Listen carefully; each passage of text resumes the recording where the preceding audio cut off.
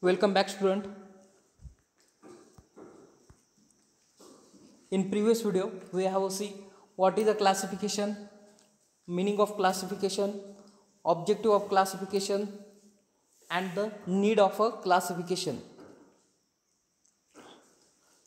Next point we have to see, we have a C, that are the classification according to the class interval and the some terms used in a classification of a interval. Classification according to class interval. In this video, we are going to see what is the overlapping frequency table, non-overlapping frequency table. Let's see what is the overlapping and the non-overlapping. Let's see meaning of overlapping. Overlapping, it is a nothing but there is a interact to each other or the connected to each other, that is known as the overlapping. For example, overlapping that means the upper value of a number one class that are connected, that are used in a lower value in a second class. Same way the data are arranged, that is known as the overlapping frequency table. And what is a non-overlapping? There is no relation between first class and second class, or second class or third class, that is known as a non-overlapping frequency table. Let's see. In variable frequency table, variable is a group in a such a fashion upper limit of a one class interval is represented in a next class. For example, there are given data of a general number of pods 15 to 41 and the frequency are given. Number of pods are given 15 to 41 and the frequency are given. Let's see how will be frequency table of a overlapping will be appear. We have to do a overlapping frequency table. We have to data are classified into class interval, but that class interval do in that manner. For example, first class upper limit are exhibit or the connected into lower class of a second limit, that are expressed in table 15 to 17. In 15 is a lower limit and 17 is a upper limit. Upper limit are expressed in a second class as a lower limit, that are connected.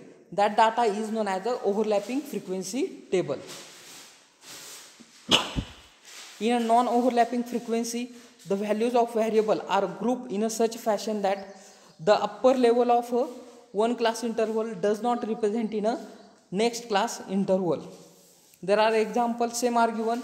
Then how non-overlapping frequency table appear? 15 to 70, that are the first class interval. In a second, we have started from the 18 to 21. That frequency table are expressed 15 to 70, 80 to 20. In that manner, frequency are table or the class interval are made. That is known as a non-overlapping frequency table. Let's review the first point of this chapter we have completed, that is a classification. First we have to see the definition of collection, then we have to see a definition of a classification. What is the classification, meaning of classification, need of classification, objective of classification, that concept we have to see. Next we have to see the classification according to the class interval, classification according to the overlapping class interval, classification according to non-overlapping class interval. Then we have to see that the general classification concept we have to see. First point is the completed. The second point of this chapter, that is the method of a representation of a data. There are the three types of a representation of data. Let's see what is the representation of data. Data are given in a different forms, and that forms we have to represent to audience, student, or the anybody which have a see to you, that we have to represent data in a different forms. There are especially three forms of data: tabular form of data, graphical form of data, and the diagrammatic form of data. Let's see what is the tabular representation of data. When data are expressed in terms of tables, that is known as the tabular forms of data. We have to see some essential features of data. Table should be self-explanatory.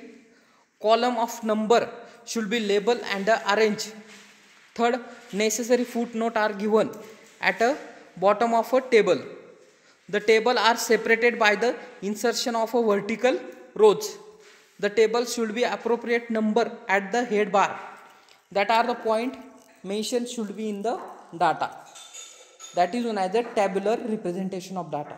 That is simple. The data are expressed in the form of table. That is known as the tabular representation. Some features: table should be self-explanatory. Then do not have any explanation. Need of give any explanation. For example, imagine there are table are given of the number of student and the pass student and the fail student. There is any need to explain how much student are pass, how much student are fail. There is no need of their explanation. For that, tables are the self-explanatory. Then column of a number should be labeled and arranged. Column of number should be labeled and arranged.